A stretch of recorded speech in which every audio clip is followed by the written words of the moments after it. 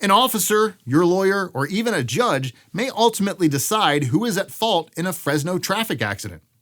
A Fresno police officer or a highway patrol officer will write up a crash report based on what they believe led to your collision.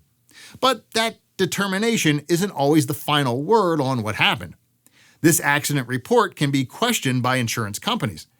An insurance adjuster may try to blame you for what happened simply to avoid having to pay emergency room bills and car repair invoices.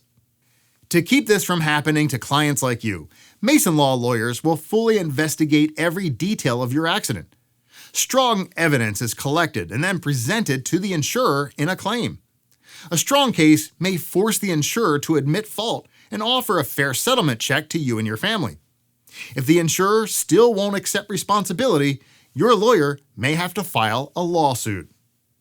In a trial, a judge would hear the evidence and have the final say on who is to blame. A court ruling may be necessary to force a car insurance provider to provide you with the support you need to recover.